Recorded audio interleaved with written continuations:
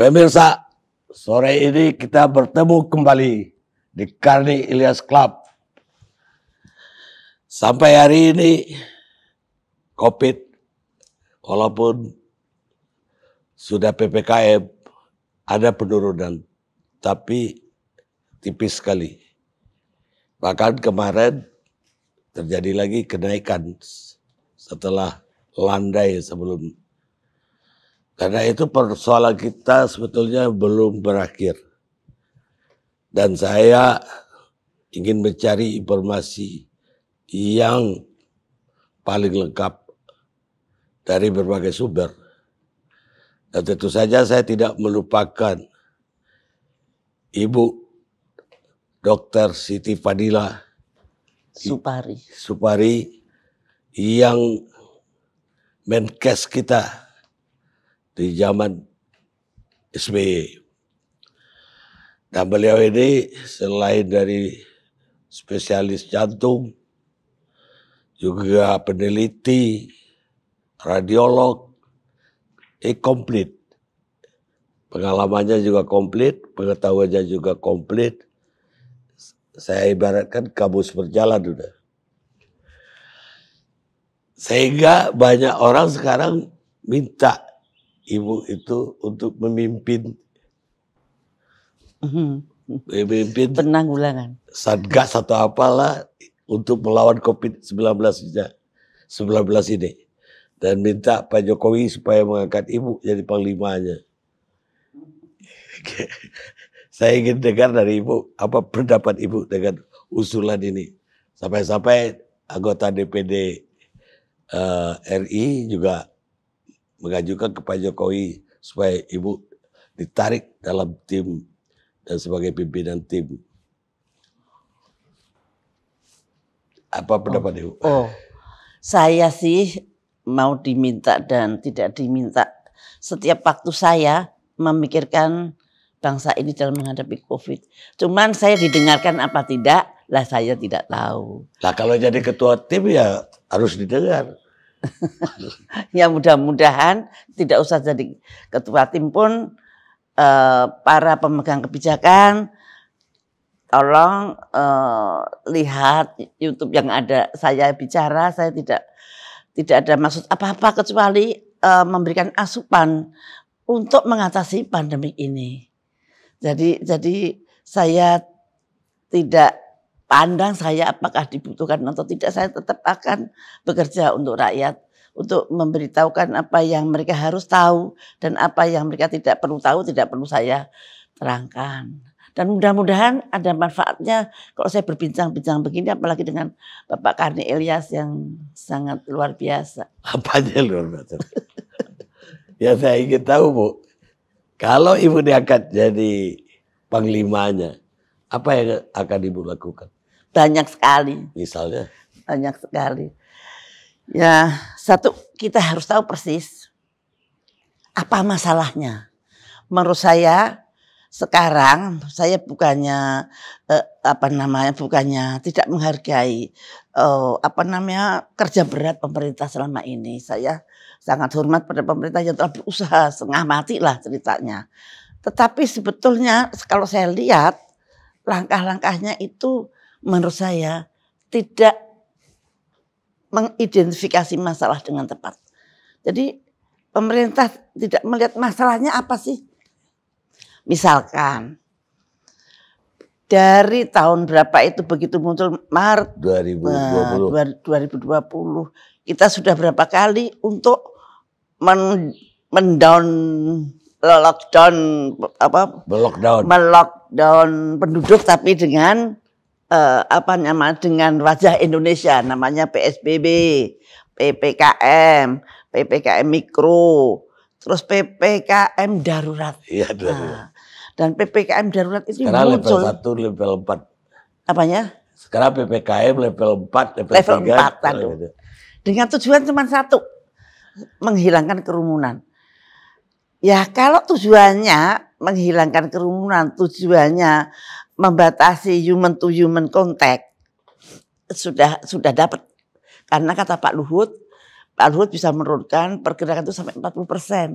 Tapi Pak Luhut heran, kenapa jumlah kasusnya masih tetap meningkat. Nah, menurut Ibu? Artinya PPKM atau pengkurungan penduduk itu ternyata tidak atau bukan jalan keluar yang baik. Ketika terjadi ledakan-ledakan dan apa yang terjadi pada kita. Karena ternyata kasus masih tetap ada. Padahal yang harus kita tahu persis apa penyebabnya terjadi outbreak. Apa benar karena kerumunan? Mungkin kalau di India masih mungkin karena kerumunan. Tapi kalau di Indonesia itu waktu hari raya itu jauh menurun sampai tinggal berapa persennya gitu. Jadi tidak terjadi kerumunan yang mengagetkan gitu. Kemudian harus berani meneliti. Jadi nggak terjadi outbreak. Iya, outbreak itu apa penyebabnya? Sampai sekarang belum tahu. Nah sekarang Pak Anies bilang, oh DKI menurun. Penyebabnya apa kok turun? Juga nggak tahu. Selalu pakai asumsi PPKM. Asumsi PPKM. Lah, kalau kita menyelesaikan suatu masalah jangan pakai asumsi. Kita harus meneliti dengan betul. Data-data apa yang sudah kita punyai dari tahun 2020 sampai sekarang. Kenapa justru outbreak itu muncul ketika kita vaksinasi mencapai 13 juta. Nah, jangan-jangan ada hubungannya dengan vaksinasi. Teliti, jangan takut. Apakah vaksinasinya kurang banyak, ataukah vaksinasinya mungkin nggak perlu, ataukah vaksinasinya itu ada sesuatu yang terjadi. Karena ada penelitian-penelitian yang menunjukkan bahwa vaksinasi itu juga ada side effect-nya yang kurang bagus untuk mutasi virus dan untuk keganasan virus itu sendiri. Jadi sebetulnya menurut saya belum pas dalam menilai menganggap penyebab. Walaupun Bapak Luhut sudah firm mengatakan bahwa sudah terjadi penurunan pergerakan masyarakat, tapi pasien masih tetap meningkat. Iya. Ya. Bahkan bulan lalu sampai nggak ada tempat di rumah sakit. Ya itu. Memang ini sifatnya aneh, tidak seperti virus biasa. Outbreak itu terjadi satu eksplosif. Sama dengan yang di Singapura, sama dengan yang di Amerika, sama dengan yang di Wuhan sekarang. Di mana Nanjing apa Wuhan, nanti dekat Wuhan sana. Terjadi juga pada waktu yang agak sama. Kemudian eksplosif, kemudian berdampak pada masyarakat banyak dalam saat yang mendadak. Dan bersamaan. Ya karena saat yang mendadak kepada masyarakat yang banyak, maka dimanapun kolaps. Meskipun di Singapura juga kolaps, Amerika juga. Sekarang Amerika 100.000 per hari. Mana? Amerika. Lah Amerika. Maka dari itu. Dan lucunya penyebabnya tetap Delta. Iya. Bagaimana Delta bisa terbang sedemikian cepat. Jeduk. Nah itu. Kenapa kok nggak ada yang mikir? Ya tapi pastilah mereka teliti juga Bu. Amerika lah. Apakah itu sesuai dengan epidemiologi atau karakter virus itu untuk menyebar? Kalau memang tidak sesuai dengan karakter virus untuk menyebar, pikir dong. Tapi kalau saya ngomong ini pasti orang itu lagi misalkan. Saya selalu berpikir bahwa pandemik ini asli, natural ataukah bikinan. Menurut Ibu kalau natural mestinya perjalanannya tidak seperti itu. Ini yang akhir-akhir ini India, Indonesia, Singapura, nah, itu pada aneh dan mestinya kita manfaatkan tuh virolog Ekman untuk mengeksplorasi virus pada waktu Marda itu berkarakter seperti apa, dari mana dia datang, kemana dia pergi, karakternya seperti apa. Kira-kira sama enggak yang ada di Singapura? Sama enggak dengan dari Amerika? Kalau sama ya kebangetan. Dunia segini lebarnya, hawa kita berbeda. Lah kok bisa agak sama? Nah kalau ini bikinan, sampai kapanpun kita hanya akan menunggu outbreak berikutnya. Nah. Baik kalau bikinan, tapi sekarang udah gak dibikin lagi. masih kita akan mengalami outbreak juga? Belum tahu jawabnya, mau tidak ada yang mengeksplorasi virus-virus yang ketika meledak itu. Menurut Ibu? Dan saya tanya ke Pak Ekman, Bapak Amin Subandrio itu katanya beliau bisa memforensik virus yang ada di situ. Tadi banyak informasi yang bisa kita dapatkan. Yang saya selama ini hanya tahu pemerintah itu hanya fokus pada orangnya jangan ngumpul, orangnya jangan deketin, seolah-olahnya itu.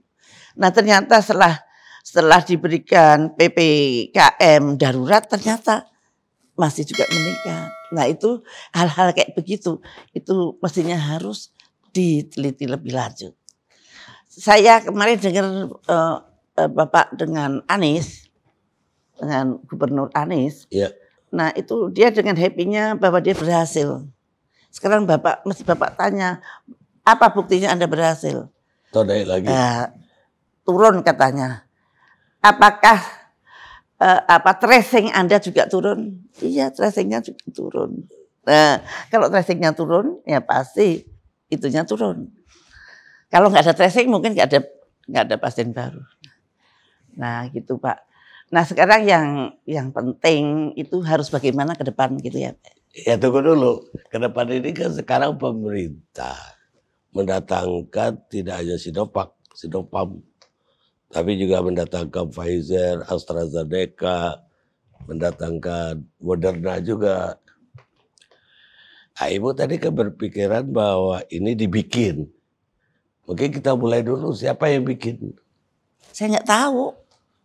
Kalau saya yang ditanya, mestinya pemerintah atau itu yang mencari tahu gitu. Karena di Wuhan dituduh lah Cina. Dibikin itu dalam konotasi, kalau zaman kuno dibikin itu terus bilang gitu. Tapi kalau zaman modern seperti ini, misalkan dari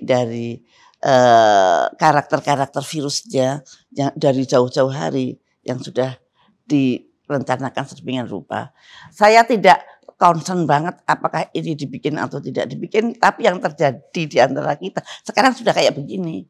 Kita kalau dulu saya maju memerangi protes pada WHO dan saya bisa membuat negara-negara lain mendukung saya, sehingga WHO dengan elegan dia mundur teratur.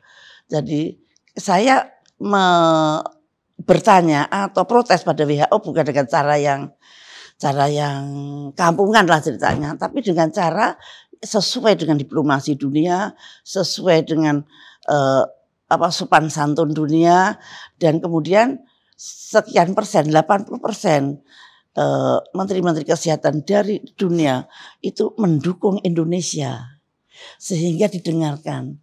Nah kalau sekarang kita proses sendiri, ya pasti nggak akan bakal didengarkan gitu. Baik, kalau dia dibikin, apakah mungkin hilang sendirinya seperti flu Spanyol? Apanya? Kalau seandainya virusnya dibikin oleh manusia, bukan alami, apa mungkin bisa hilang sendiri kayak flu Spanyol? Iya, tergantung yang bikin. Oh. Dia masih punya kebutuhan enggak untuk membuat pandemi? Kalau mereka masih punya kebutuhan politik, kebutuhan ekonomi untuk membuat pandemi, ya pandemi akan teruskan. Kalau analisa Ibu, apa untungnya bagi mereka membuktikan? Ya pasti ada untungnya. Kalau tidak ada untungnya pasti tidak akan mengerjakan. Yang jelas bukan satu negara. Orang banyak memikirkan apakah ini Amerika, apakah ini Cina. Untuk saya, dua-duanya itu adalah korban. Korban yang baik. Ini pandangan saya, belum tentu betul. Ya analisa lah. Analisa saya, ya itu. Menurut saya itu pun korban. Kalau nggak korban sekarang masa lockdown lagi begitu. Lockdown itu sakit untuk satu negara maju pun. Gitu. Iyalah, di Australia aja demo. Saya senang dengan Pak Jokowi untuk tidak memilih lockdown, walaupun dia di demo untuk bikin lockdown. Orang yang demo itu mungkin nggak tahu lockdown itu artinya kita 100% duduk dengan mereka. Bukan hanya mencegah pergerakan orang, tapi begitu lockdown, perintah dari mereka itu akan bersambungan terus. Tapi Bapak Presiden PSBB, nah itu bagus. Walaupun ada sebagian yang menilai karena pemerintah tidak mau memberikan uang pada rakyatnya yang di lockdown. Tapi rakyat Indonesia kan berbeda dengan bangsa-bangsa yang lain. Yang menurut saya paling pas ya memang PSBB, PPKM. Itu sebetulnya cukup pas untuk orang Indonesia. Dan kata Pak Luhut kemarin lucunya PPKM memang masih naik terus. Ternyata pergerakannya berkurang, ternyata terjadi klaster di rumah. Nah rumahnya kecil-kecil isinya segini banyak orang kan bisa terjadi klaster. Klaster di rumah. Jadi maka jumlahnya naik kemarin Pak. Nah sekarang bagaimana dong depannya? Nah, itu pertanyaan saya. Nah, Bagaimana harusnya kita ke depan? kalau pemerintah tidak bisa memprediksi kapan terjadinya outbreak lagi, kapan terjadinya, di mana akan terjadinya, kemudian dari mana terjadinya, itu kalau pemerintah tidak bisa mempredik, maka kita harus merubah kebijakan, yaitu dengan fokus. Satu, turunkan angka kematian. Turunkan case fatality rate. Kematian karena COVID harus turun.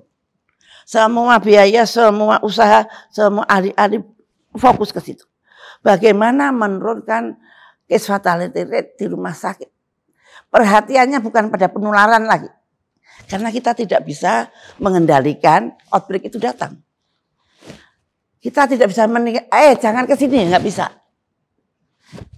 Itu mau ke sini kita ke sana, nggak bisa. Jadi kalau datang ya datanglah, kena ya kena lah. Nah kalau seperti itu maka jangan sampai mati. Menular nggak apa-apa, asal jangan mati. Wah kalau sampai case fatality nol di rumah sakit, maka rakyat tenang banget. Sakit juga apa-apa, asal mati, misalkan begitu. Kayak flu aja. Ya kayak flu aja. Caranya bagaimana? Kita harus satu, obat-obatan, cara ngobatin harus dievaluasi lagi. Kenapa selama ini case fatality-nya setinggi ini? Sekarang kita harus turunkan. Kedua, pemerintah harus memikirkan bagaimana membuat imunitas individual itu tinggi. Seperti Bapak vitamin D3-nya 99. Wah, itu harus semua rakyat mempunyai imunitas individual yang canggih. Ya, makanya pemerintah push kita divaksin supaya imunitasnya naik. Tapi nyatanya ya divaksin. Kemarin Pak Luhut saja sudah mengatakan sangat sulit mencapai herd immunity. Jadi vaksin itu adalah untuk mencapai herd immunity. Ya. Nah, herd immunity itu tercapai kalau 70%. Dulu 181 sekian, sekarang 200 juta. Cita-citanya pemerintah. Itu kalau semua sudah divaksin, maka akan terjadilah kekebalan di 70. Semua orang lupa bahwa tidak ada satu vaksin pun yang mempunyai efikasi 100%. Nah, jadi yang diharapkan selalu akan menjadi kebal, ntar dulu gitu. Yang 92% punya 95% pun begitu disuntikkan pada manusia juga belum tentu 95%. Dan ada jangka waktu lagi. Nah, tergantung dari kekuatan kita, tergantung dari waktunya dan sebagainya. Nah, jadi vaksin apakah menambahkan imunitas? Mungkin ya dalam arti terbatas. Satu waktunya, dua jenis virusnya, tiga kekuatan individu sendiri, bagaimana dia bisa mengindus antibodinya. Dan antibodi yang ada di dalam tubuh karena vaksin itu akan keluar kalau dia diindus oleh virus yang sama dari virus yang dibuat untuk vaksin. Lah kalau dulu kita dikasih Pfizer maupun semua vaksin ini kan dibuat dari virus Wuhan. Pada tahun berapa? 2019 kali atau 2020. Lah yang sekarang yang datang virus Delta. Delta, Beta, Ada lagi Lambda. Lambda. Nanti Lambda sebentar lagi. Padahal virus Bapak, vaksin Bapak itu virusnya Wuhan. Wuhan. Jadi kalau gitu Ibu sampai hari ini belum vaksin Sinovac, Sinopharm segala macam itu? Anak-anak saya semua vaksin Sinovac dan yang dokter tambah Moderna. Tapi kalau saya tidak bisa divaksin dengan vaksin konvensional karena saya punya komorbid yang cukup bermakna lah. Sehingga saya harus pakai vaksin Nusantara. Oh, gara-gara komorbid, bukan karena nggak percaya dengan vaksinnya. Ya karena saya komorbid. Tapi Ibu tadi nyinggung vitamin D3. Apa memang D3 lebih efektif? Jadi ada penelitian-penelitian yang hasilnya mengatakan bahwa vitamin D3 itu sangat relevan, sangat berhubungan erat dengan severitas COVID. Jadi kalau ada orang yang menderita, maka kalau vitamin D3-nya dia rendah, biasa itu mati. Jadi ada suatu penelitian begini, dia kumpulin beribu-ribu pasien dari beberapa rumah sakit, terus diukur vitamin D3-nya dalam darah. Kemudian pasien itu diikutin, jadi dari kohort ya. Diikutin, ada sebagian yang mati, ada sebagian yang survive. Ini semua pengobatannya sama begitu. Ada sebagian yang ringan banget. Dan ternyata yang kadarnya di bawah 20 itu 20% biasanya meninggal ya. Meninggal. Ya. Jadi harus di atas 30. Ya, harus di atas itulah 30 40. Malah kata seorang ahli bahwa kalau bisa 80 lebih bagus lagi, Bu. Bisa-bisa tidak bisa sakit. Padahal Pak Karni 90 ya. 99,7. Itu minumnya berapa kali? Berapa nanogram per day? 10.000. Oh, 10.000. Dalam berapa bulan? 3 bulan ada. 3 bulan. Oh lah kok cepat ya. Saya 5.000 udah tahun juga ada. 10.000 aja, Bu. Dari Amerika. Iya, saya satu kapsul. Iya. Mas, saya belum pernah lihat yang 10.000. Putih kapsul. Saya minumnya 5.000. Jadi Ibu lebih percaya itu dibanding vaksin sekarang ini? Jadi Anda mempunyai daya tahan atau imunitas yang cukup tinggi. Jadi, nah ini gandengannya pada pemerintah tadi. Mudah-mudahan pemerintah bisa membuat kebijakan, fokuskan satu, memberikan imunitas yang benar pada rakyatnya. Disubsidi aja vitamin D3, vitamin E, vitamin C. Subsidi dari pemerintah. Iya. Nah kemudian lebih murah dari beli vaksin. Ya, untuk menghindari luapan dari rumah sakit, buatlah tim pemantau isoman. Tidak semua orang sakit harus ke rumah sakit. Orang yang sedang bisa didapat karena pemerintah punya tim pemantau isoman. Sehingga tim pemantau isoman itu datang ke sana, bisa periksa laboratoriumnya, bisa ini sampai sembuh. Nah, ini untuk mengurangi kematian pada isoman. Untuk mengurangi kematian di rumah sakit, obatnya tolong diseriusin. Misalkan ivermectin itu penting apa enggak? Bisa menurunkan apa tidak? Cobain. Coba aja. Kalau sekarang udah jalan, udah alhamdulillah. Kalau itu jalan, insya Allah case fatality-nya akan turun. Begitu case fatality-nya turun, rakyat itu happy. Waduh, sekarang kayak flu biasa, nggak usah perlu takut. Terus yang ketiga, tetap pakai prokes. Prokes harus lebih disiplin dan jangan kemana-mana kalau memang tidak perlu banget. Nah, itu prokesnya harus betul-betul dijalankan. Yang keempat, komorbid. Pemerintah harus bertanggung jawab pada komorbid. Komorbid dikumpulkan, diberikan pengobatan gratis ke puskesmas agar komorbidnya terkendali. Sehingga tidak meningkatkan kematian ketika mereka mendapatkan infeksi COVID-19. Jadi Itu yang sekarang pemerintah belum melakukan. Jadi kalau kita akan menghadapi ke depan, saya yakin akan terjadi outbreak lagi.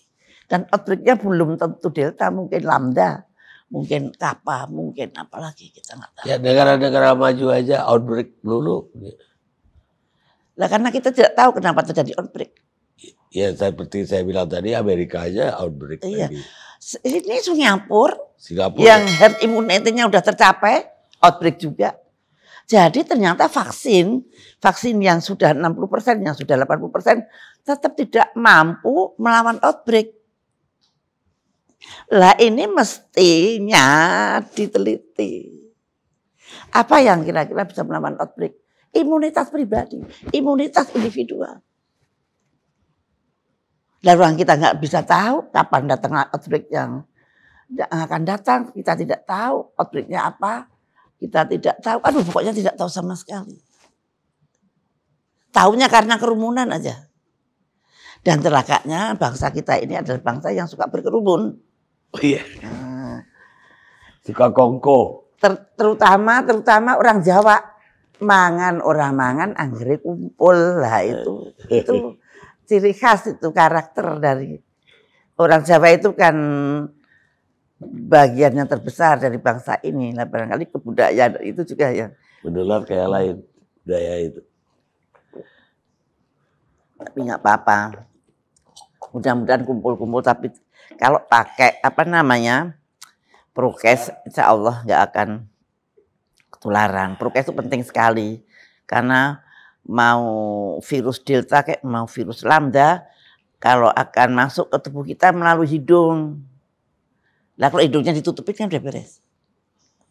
Mulut. Kalau hidungnya dimaskerin kan udah beres sebetulnya. Harusnya.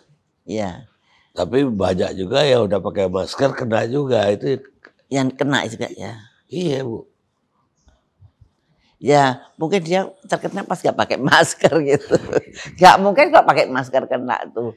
Karena virus itu lurus aja begitu, bukan nih ada masker tak belok sini, nggak bisa. Virus gak bisa belok-belok. Jadinya tidak airborne kan? Ibu kan dulu bilang gak airborne virus. Ya. Lebih droplet. Iya. Dulunya karena droplet. Yeah. Nah kalau droplet kan begitu kan udah nggak nyambur-nyambur. Yeah. Yang sakit juga nggak nularin, yang lain juga nggak ketularan gitu. Baik, ada mungkin yang Ibu perlu tambahkan baik untuk publik maupun untuk masyarakat. Ya. Pemerintah. Usulan pemerintah.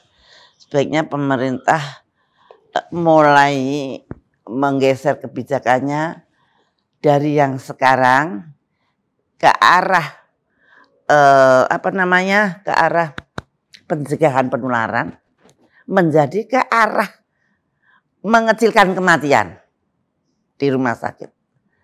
Nah, jadi mencegah supaya tidak mati.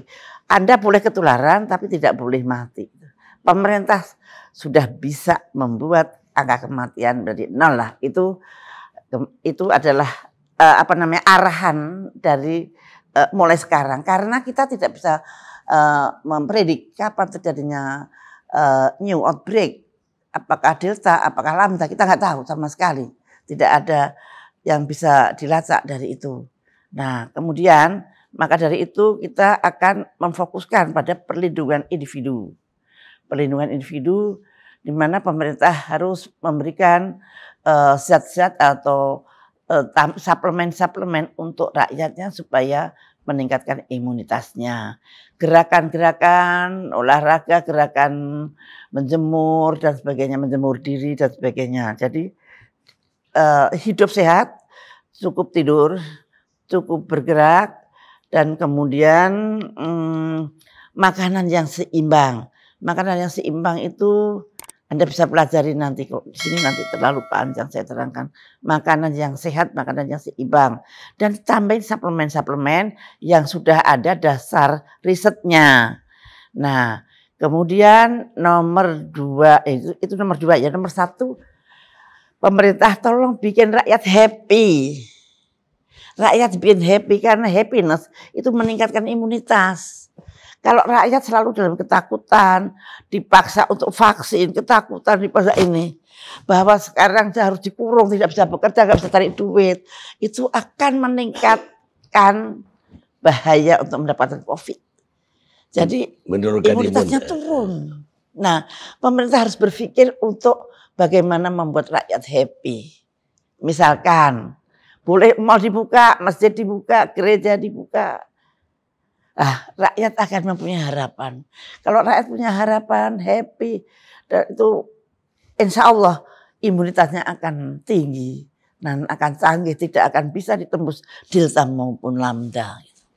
Itu ditambah dengan meningkatkan imunitas fisik yang saya katakan tadi, dengan hidup sehat, tambah suplemen dari pemerintah. Kemudian kenakanlah prokes, lebih disiplin. Prokes sebagai kebiasaan hidup di mana-mana. Kalau di Amerika itu lucunya kalau pakai prokes itu kalau di dalam, di tempat tertutup. Kalau di luar jalan boleh nggak pakai gitu. Tapi sekarang harus pakai lagi karena ada beberapa negara bagian yang harus pakai lagi. Nah, kemudian yang keempat, komorbid. Pemerintah harus membantu rakyatnya yang mempunyai komorbid. Berikan mereka obat-obat gratis, berikan mereka biaya untuk berobat ke puskesmas masing-masing. Berikan mereka supaya bisa mengendalikan komorbidnya sehingga kemungkinan untuk mendapat COVID akan rendah. Nah, kemudian bikinlah tim pemantau isoman yang jelas. Jadi apa tiap RT, apa tiap kelurahan, monggo dirapatkan, diinikan pada pemegang kebijakan. Nah itu bikin tim pemantau isoman agar orang-orang sakit yang ada di rumah itu juga terjamin keselamatannya. Karena kemarin juga ada banyak yang mati di rumah ya, karena tidak mendapat tempat di rumah sakit. Jadi itu untuk melonggarkan isian rumah sakit, maka rumah sakit hanya menerima yang berat-berat dan sebagainya. Itu tata cara yang seperti itu segera harus dibuat. Dan mudah-mudahan dengan outbreak apapun juga rakyat akan canggih untuk menerima itu. Ini usulan saya pada pemerintah. Betul, tapi kan sekarang pemerintah lebih fokus vaksin. Menurut Ibu sendiri, sejauh mana kemungkinan vaksin bisa membentengi bangsa ini? Nah itu Anda bertanya, ini jawaban saya pribadi. Dalam hati saya tidak terlalu percaya bahwa vaksin itu ada gunanya diberikan pada waktu pandemi. Memang ada yang mengatakan yang divaksin itu kalau sakit tidak terlalu parah. Itu ya kan? Percaya enggak? Ya memang ada, tapi ada juga yang divaksin malah mati juga ada. Jadi ada beberapa penelitian yang mengatakan pengaruh vaksin terhadap keganasan. Jadi justru vaksin itu akan meningkatkan mutasi yang terjadi. Semakin banyak vaksin, maka semakin banyak mutasi yang terjadi. Dan mutasinya kalau sekarang Delta, mungkin the next Lambda, the next apa kita nggak tahu. Nah ini Bu ya dieksplorasi, ini Bu ya diteliti. Sini semua ahli virus nasional duduk di sini. Ayo kita periksa ini, ayo kita teliti. At least untuk orang Indonesia, gitu. Chili yang menggunakan Sinovac dan sudah 65% coveragenya di dalam pemerintah, di dalam rakyatnya itu 65% kena Sinovac. Outbreak juga. Kita baru 10%, 13% udah outbreak. Nah gitu. Apa kita salah nggak mengambil Sinovac? Tidak ada yang salah karena tidak tahu juga yang benar. Kalau salah itu kita bisa salah kalau kita tahu yang benar. Karena kita tidak tahu yang benar. Hanya kalau saya Sinovac, kenapa saya oke aja kalau Sinovac. Walaupun Sinovac itu efikasinya hanya 50-60. Kita tidak bisa mengharapkan efikasinya. Tetapi side effect-nya itu aman Pak. Sinovac itu lebih aman daripada vaksin-vaksin yang kita belum pernah tahu side efeknya jangka panjang. Ini Sinovac saya bandingkan dengan vaksin gini. Sinovac itu dibuat dari virus yang dimatikan atau dipingsankan. Ini Sinovac itu.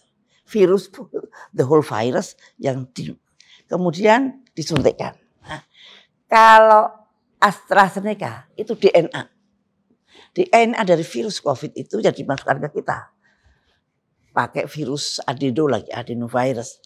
Kemudian Pfizer dan Moderna itu kode genetik dari spike protein yang ada pada virus. Jadi kecil sekali bagian dari virus yang kode genetiknya yang dimasukkan ke Anda. Kalau caranya membuat seperti Sinovac, itu saya udah kenal. Udah puluhan tahun rakyat Indonesia mendapat vaksinasi dengan cara itu. Dan alhamdulillah nggak ada apa-apa. Tapi yang diberikan DNA ataupun mRNA kayak Pfizer. Di dunia ini belum ada contohnya. Ini baru sekali. Baru pertama kali di dunia diaplikasikan. Lah nanti 10 tahun lagi ada side effect-nya nggak tahu. Bagaimana saya harus mengatakan benar dan salah? Bukan benar dan salah, kita tidak tahu. Ya tapi semua negara lain di dunia nggak mau terima kita kalau kita baru Sinovac. Harus tapi katanya sekarang bisa. Enggak juga, Bu. Belum bisa ya, katanya WHO mengatakan bisa. Iya, tapi harus di booster dulu sama yang lain. Tapi seharusnya WHO sekarang berpikir, ternyata outbreak tidak terjadi pada yang memakai Sinovac. Outbreak juga terjadi di Amerika yang memakai Johnson & Johnson maupun Pfizer. Ayo sekarang WHO mau menjawab apa? Yang pakai Pfizer maupun Johnson & Johnson. Ternyata sekarang juga sedang lockdown lagi di Amerika. Nah, kalau sama-sama tidak bisa menghindari outbreak. Nah, kenapa kok dianaktirikan Sinovacnya? Itu. Jangan persaingan dagang aja. Ya nggak tahu saya. Nggak tahu itu bukan karena nggak tahu, saya tidak tahu yang benar mana yang salah mana lagi. Kalau kita menyalahkan, yang satu nggak tahu kok. Yang paling aman nggak tahu lah. Apanya? Yang paling aman jawabannya nggak tahu. Yang paling aman yang saya tahu side effect yang Sinovac tidak seberat side effect yang saya tidak tahu. Tidak tahu itu bisa lebih bagus, bisa jauh lebih jelek. Nah, daripada tidak tahu, lebih baik ya kalau kita ngambil risiko karena risiko yang sudah ada. Nah, itu lucu juga. Jadi ini cuma andai-andai saya ditanya pemerintah, maka jawaban saya adalah itu. Rubah kebijaksanaan menghindarkan penularan menjadi menghidupkan yang sakit. Supaya nggak ada yang mati gitu deh. Satu, jumlahnya lebih sedikit. Ya toh? Iya. Yang berat kan seperti. Dan sebetulnya angka itu udah jelas loh.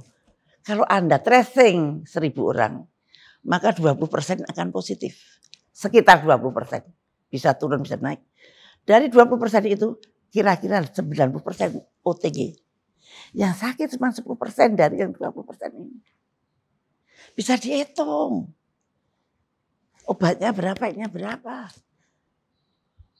Tenaga-tenaga dokter juga bisa dikerahkan di situ aja. Lah sekarang kan dokternya ngopeni dari yang sedang sampai yang berat. Iya. Padahal yang sedang itu sekian persen dari seluruh pasien. Ya karena selama ini belum pengalaman, Bu. Sekarang udah mulai pengalaman. Iya, walaupun saya pengalaman, saya pada waktu flu burung, pada waktu flu babi, saya sudah memikirkan akan terjadi seperti ini. Maka saya berusaha keras, jangan sampai flu babi masuk ke Indonesia.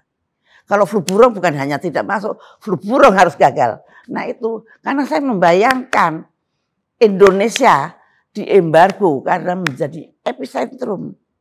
Jangan sampai kita menjadi epicentrum lagi.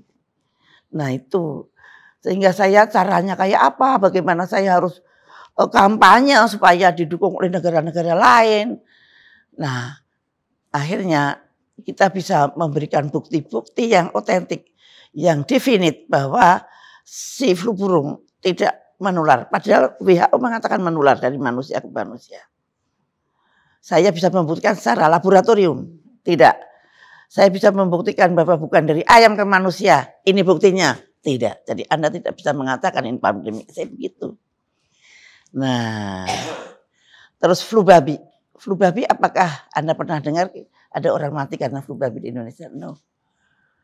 Itu usahaku yang sangat luar biasa. Tapi ya saya tidak bisa bercerita di sini karena nanti saya ceritain kalau off the record tidak di film. Kenapa saya bisa mengatasi flu babi? Ada flu babi itu di Singapura penuh, di Thailand penuh, Malaysia penuh, di Indonesia no. Bagaimana rahasianya? Tak ada rahasianya. Baik pemirsa, itulah obrolan kami sore ini dengan Ibu Siti Fadilah Supari. Dan kita akan ketemu Karni Ilyas Club yang akan datang.